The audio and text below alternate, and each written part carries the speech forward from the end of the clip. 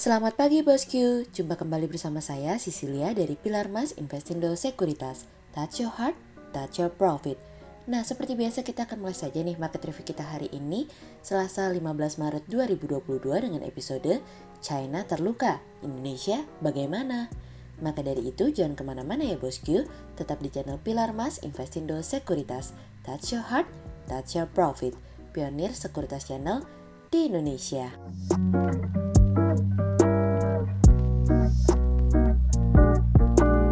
Seperti biasa kita akan mulai dari Global Economics Calendar. Ada berita dari Indonesia Local Auto Sales yang turun dari sebelumnya 84.062 menjadi 81.228. Kemudian ada dari India Wholesale Prices Year on Year yang naik dari sebelumnya 12,96% menjadi 13,11%. Kemudian ada dari India CPI Year on Year yang naik dari sebelumnya 6,01% menjadi 6,07%. Kemudian kita beralih ke corporate news. Ada berita dari PT Gunung Raja Paksi Tbk atau GGRP yang menargetkan peningkatan penjualan sebesar 50% hingga 70% di tahun 2022 dari kontan.go.id. Kemudian ada dari PT Cahaya Bintang Medan Tbk atau CMBF yang mengincar pertumbuhan kinerja double digit dibanding tahun lalu dari kontan.go.id. Kemudian ada dari PT Akset Indonesia Tbk atau ACST yang meraih kontrak baru sekitar 10,7 miliar rupiah pada Februari 2022 dari kontan.go.id. Kemudian pada perdagangan hari Senin tanggal 14 Maret 2022, IHSG ditutup menguat 29 poin atau 0,43% menjadi 6.952. Sektor teknologi, financials, consumer and cyclicals, consumer cyclicals, basic materials, healthcare, transportation and logistik bergerak positif dan mendominasi kenaikan IHSG kali ini. Investor asing di seluruh pasar membukukan pembelian bersih sebesar 1.083 miliar rupiah. Kemudian kita akan masuk ke market review kita hari ini. Cerita hari ini akan kita awali dari China terluka. Saat ini China telah melakukan lockdown terhadap Shenzhen, sebuah kota dengan 17,5 juta penduduk selama kurang lebih 1 minggu dan melarang masyarakatnya untuk meninggalkan Jilin. Lockdown yang dilakukan oleh China diputuskan setelah adanya penularan kasus baru secara nasional yang menjadi 3.400 dalam waktu singkat. Seperti yang kita ketahui, Shenzhen adalah salah satu rumah bagi Huawei Technology Co dan Tencent Holdings Ltd tinggal di sana. Perkembangan Omicron menjadi salah satu penyebab gelombang COVID-19 menerpa di China yang dimana pada akhirnya mau tidak mau, China melakukan lockdown lagi untuk mencegah penularan lebih lanjut. Belum kasus COVID selesai, saham-saham China yang terdaftar di Hong Kong harus berguguran dan merupakan hari terburuk sejak krisis keuangan global karena rasa khawatir pelaku pasar dan investor terhadap hubungan dekat China dengan Rusia, perekonomian China dan peraturan-peraturan terhadap perusahaan China di bursa Amerika. Indeks Hang Seng China Enterprises ditutup turun 7,2% pada hari Senin kemarin. Ini merupakan penurunan terbesar sejak November 2009. Aksi jual ini merupakan kelanjutan dari sebuah cerita yang dimana Rusia telah meminta bantuan militer China untuk membantu menghadapi Ukraina. Meskipun tentu saja China membantah berita tersebut.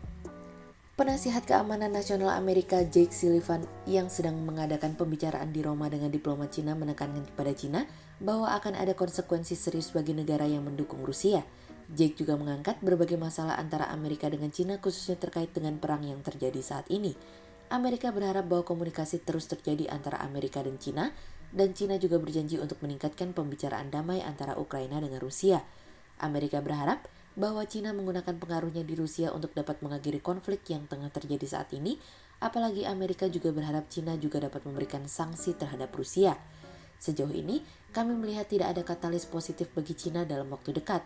Hal ini yang membuat kami khawatir tugas dari Bank Sentral China dan pemerintah China semakin berat terutama dalam menghadapi pelemahan perekonomian yang tengah terjadi saat ini.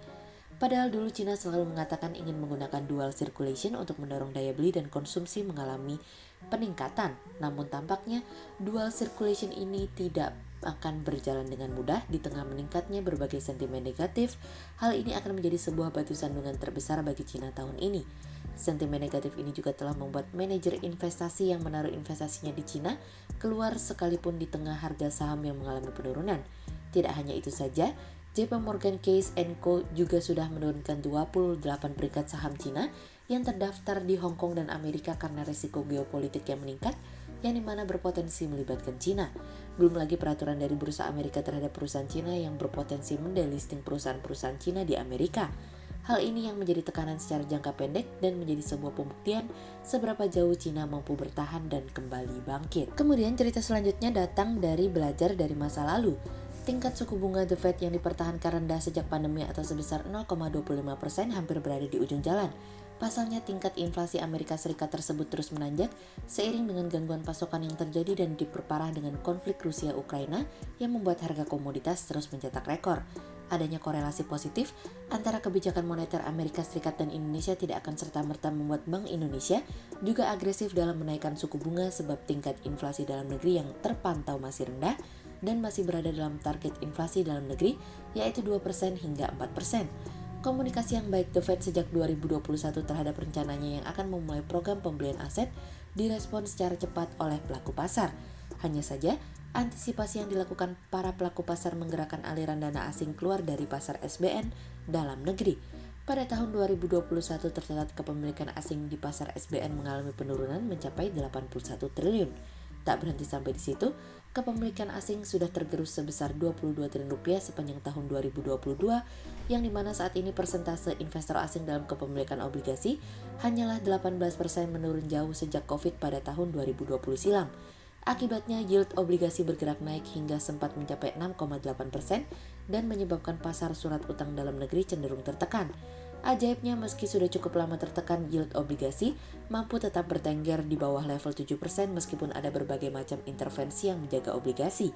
Artinya pasar surat utang dalam negeri masih cukup atraktif seiring dengan penurunan kasus varian Omicron, kembali bergeraknya mobilitas masyarakat dan fundamental ekonomi yang cukup baik.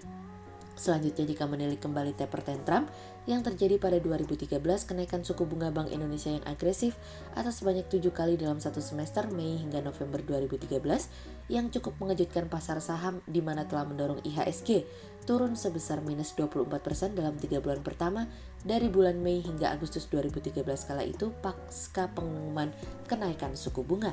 Meskipun IHSG sempat rebound, hal tersebut tidak berlangsung lama karena pada akhirnya kembali terperosok dengan berlanjutnya kenaikan suku bunga. Kami melihat adanya kultur shock secara jangka pendek pada kinerja IHSG seiring dengan pengumuman kenaikan suku bunga. Lebih lanjut, bukan tidak mungkin hal tersebut akan kembali terjadi tahun ini pada saat Bank Indonesia mengumumkan kenaikan suku bunga. Namun kenaikan suku bunga Bank Indonesia diperkirakan tidak seagresif taper tantrum pada 2013 silam sebagaimana tingkat inflasi yang juga diperkirakan masih masuk dalam target Bank Indonesia yaitu 2% hingga 4%. Dan prinsip kehati-hatian Bank Indonesia dalam menjaga stabilitas sistem keuangan. Namun ingat loh, ini bukan hanya masalah inflasi semata Bank Indonesia dalam membuat keputusan, karena Bank Indonesia sudah mengatakan bahwa stabilitas dan volatilitas pasar juga diperhatikan. Dengan kenaikan suku bunga, saham yang berpotensi terdampak yakni growth stock atau saham-saham di sektor teknologi, properti, dan infrastruktur. Dalam hal tertekannya kinerja pasar baik saham maupun utang, kami melihat peluang untuk membeli saham atau obligasi dengan fundamental yang baik dengan strategi buy on weakness dan memposisikan obligasi dengan tenor pendek agar terjaga dari volatilitas pasar berkepanjangan. Sehingga berdasarkan technical analisa, kami melihat saat ini IHSG memiliki peluang bergerak menguat terbatas dan ditradingkan pada level 6.895 hingga 6.997. Namun ingat, lagi-lagi bicara sentimen mampu memberikan potensi koreksi ya. Berikut stok quotes pilar emas hari ini ya bosku. Yang pertama ada dari BBNI, kemudian yang kedua ada dari SIDO, dan yang ketiga ada dari Japfa. Berikut dua saham yang kami analisa hari ini ya bosku. Yang pertama ada dari Weton atau PT Wijaya Karya Beton Persero Tbk yang mencatatkan penurunan laba bersih menjadi sebesar 82,90 miliar rupiah pada 2021.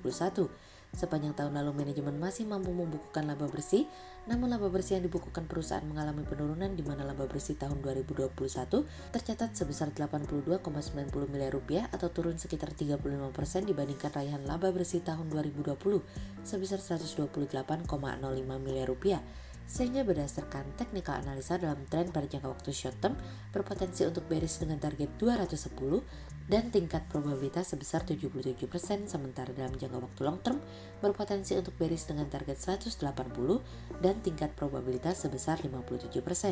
Kemudian yang kedua ada dari TLKM atau PT Telkom Indonesia Tbk yang menyiapkan sejumlah strategi untuk terus meningkatkan kualitas jaringannya. Berkembang pesat industri digital tentunya memberikan pelaku industri telekomunikasi terus berupaya meningkatkan kualitas layanannya. Hal ini mendorong manajemen untuk terus meningkatkan kualitas jaringan dan layanan, tentunya ini untuk memperkuat pengalaman pelanggan dalam menggunakan produk-produknya. Sehingga berdasarkan technical analisa dalam tren pada jangka waktu short term berpotensi untuk bullish dengan target 5050 dan tingkat probabilitas sebesar 51%, sementara dalam jangka waktu long term berpotensi untuk bullish dengan target 5800 dan tingkat probabilitas sebesar 65%. Berikut kami akan menampilkan 40 saham pilihan dari Pilar Mas.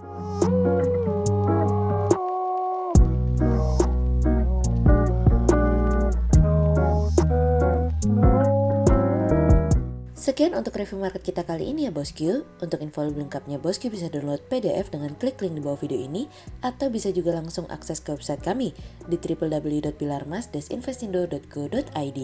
Dan jangan lupa untuk selalu jaga kesehatan buat para bosku ya. Kita akan bertemu lagi besok pagi untuk market review yang berikutnya. Jadi jangan lupa like, subscribe, dan tonton terus channel Pilar Mas Investindo Sekuritas. Touch your heart, touch your profit. Pionir Sekuritas Channel di Indonesia.